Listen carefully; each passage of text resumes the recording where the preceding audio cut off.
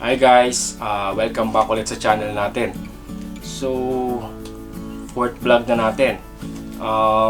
For today, i-vlog natin is yung mga nagtatanong. Kasi maraming nag-message sa akin and marami talaga nagtatanong kung ano ba daw yung day-to-day na ginagamit ko pagdating sa pagtatato. Like, ano ba yung makina ko, ano ba yung needles, kung ano-ano pa. Plus, ano daw yung mixing ko or paano daw ako mag-dilute ng black and gray wash. So today, yun yung naisip kong i-vlog natin para makita nyo rin kung ano yung style ng mixing ko, and syempre para makita nyo rin kung ano mga machines na ginagamit ko para makagawa ako ng maayos na tattoo. So sana panoorin nyo, pilitin yung matapos, and higit sa lahat sana may matutunan kayo ngayon. And tara, panoorin na natin. So ayun guys, dun sa mga nagtatanong kung ano ba daw yung daily use kong pantato pag nandoon ako sa studio. So papakita ko sa inyo yung mga ilan na madalas kong ginagamit. So first, sa machine, meron ako netong Spectra Scion ng FK Irons.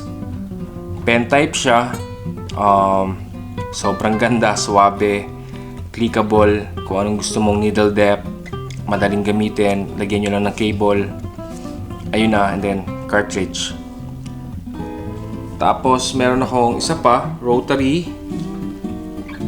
na Injecta Flight Nano, yan.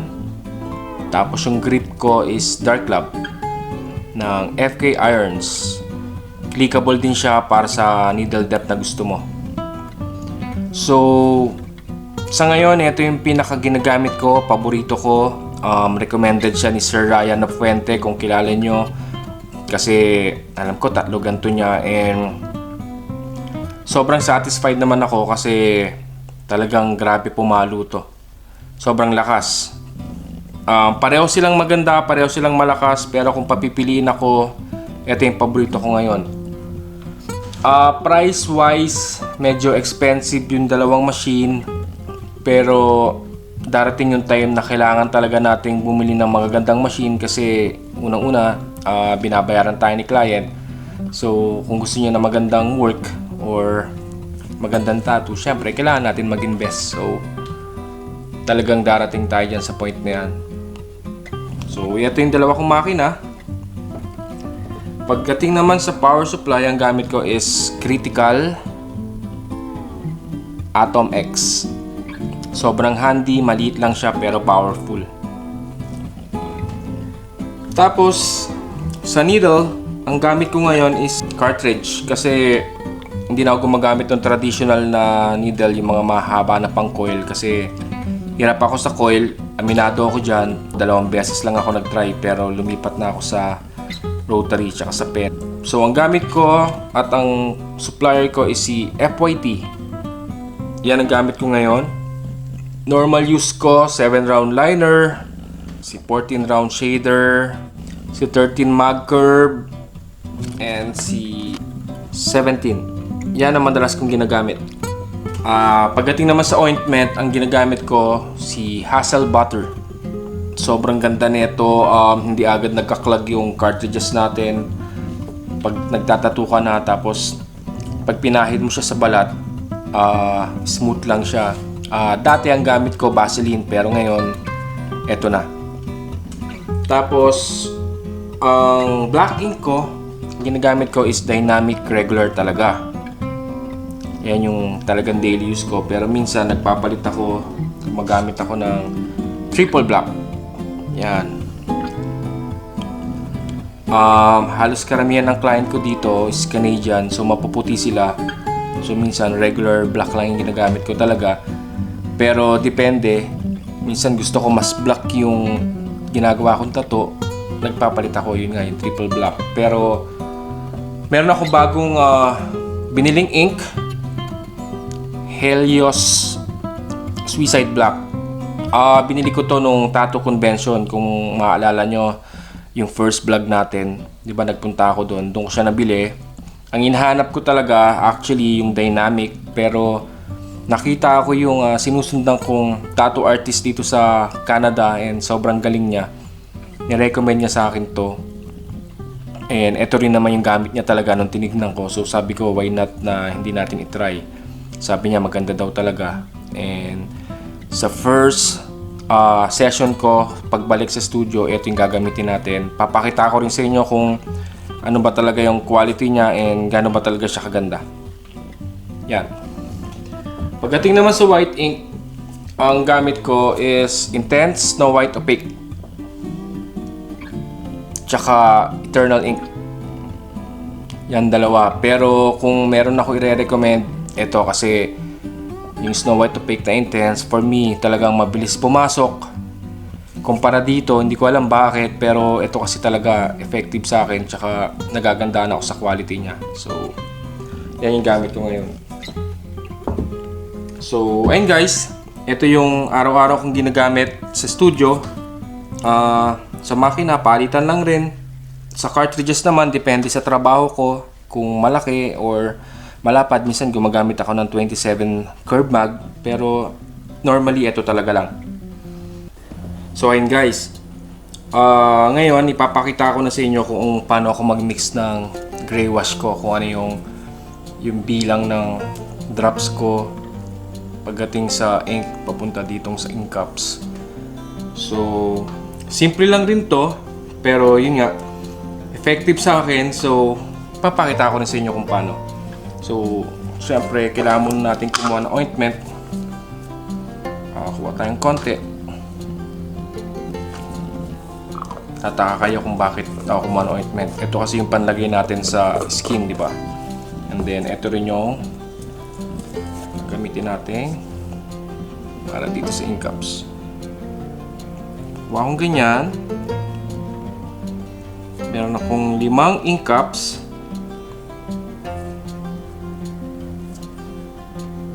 Tapos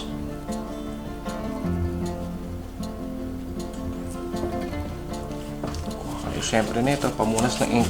So ang gamit natin para sa gray wash is Dynamic regular black lang. Okay.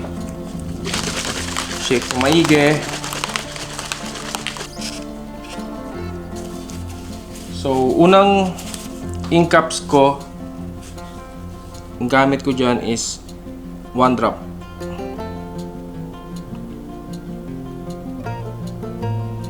And then sa second ink cups ko, ang gamit ko is 5 drops.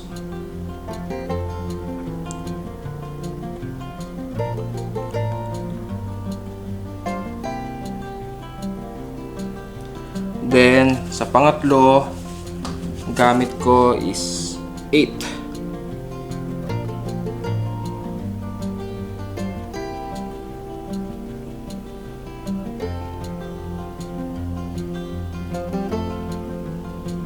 Then sa last, dito half. Ina-half ko yung size ng ink cups ko. Bali, ang gamit ko pala is size 18. So dito ang tawag nila large ink cups.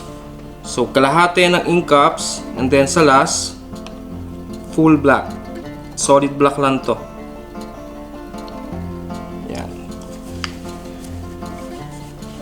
After nyan, hinahaluan ko lang siya ng water. Distilled water ang gamit ko.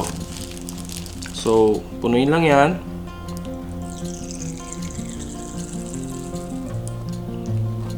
Ito rin. Ito rin. Yung iba ang ginagamit witch hazel, pero ako kasi hindi pa ako nakakatry nun. Pero tatry ko rin sa mga susunod na trabaho ko. Tapos, ang ginagamit ko, pag nalagyan mo na ng distilled water, gumagamit ako ng toothpick. Yan, malinis na toothpick. And then, pag hinalo nyo, sumula kayo sa pinaka-light. Haluin nyo lang maigi. And then, ito na sa pangalawa. Pangatlo, pang-apat. Okay, 1 drop, 5 drops, 8 drops, half ng ink cups ko, and full solid black. size ng ink cups ko, large. And then distilled water. Okay? Every artist, sabi ko nga, merong kanya-kanyang style kung paano sila mag-mix. Yung iba sobrang dami, yung iba sobrang konti, like 3 piraso lang. Yun ang gamit nila. So, para sa akin, 1 year ko na itong ginagamit. Sobrang effective. So, yun yung tinuturo ko sa inyo. Pwede nyo i-try. And then, comment nyo sa akin kung naging effective ba sa inyo. So, at least alam din natin kung ano yung naging result nung gray wash ko sa ibang tattoo. Okay? Pero, yung mga ginagawa kong tattoo sa ngayon, lahat yon, ito yung mixture ko. Ganito ako mag-mix ng gray wash. Okay? Ayun guys, so sana may napulot kayo kahit konti and sana nakatulong ako sa inyo, di ba? Ayun lang yung day-to-day na gamit ko pag pupunta ako sa shop or pag nagtatato ako. Sobrang basic lang nun. Halos parehas lang din nung sa iba. Pagdating naman si gray wash, halos pare-pareho lang tayo. Lagi ko nga sinasabi, sobrang basic lang, di ba?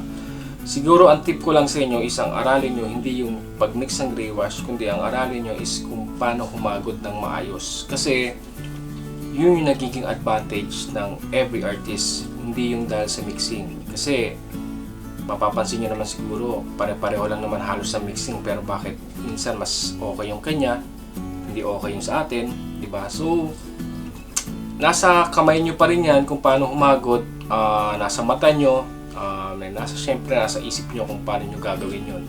So, kaya-kaya nyo yun, practice lang palagi. And tandaan nyo pala, pag magdidip na kayo sa gray wash nyo, every dip, kailangan lilinisin nyo muna sa malinis na tubig bago kayo mag-dip ulit sa panibagong mix ng gray wash. Okay? Para laging malinis at parating bago yung timpla ng gray wash nyo pagdating sa balat.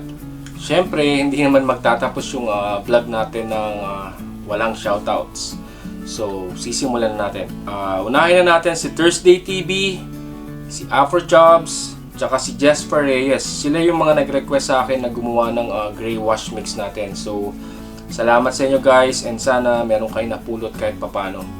And shoutouts din kay Bea and Mark Pira, kay Eco Bangcosta, kay Mark De Guzman, kay Kevin Palacio, kay JC Cerilla, kay Giro, kay Jaime Delute, kay Michael Carazo, sa Tattoo Learners Group, sa Don Antonio Tattoo Academy, sa Pinta, at sa Blood and Ink Society. Maraming salamat sa inyo guys kasi every time na nagpo-post tayo dyan sa group natin, ina-approve nyo agad and sobrang thank you. Sana mas marami pa kayong matulungan ng mga baguhan sa pagtatato and tulong-tulong lang tayo. Thank you ulit.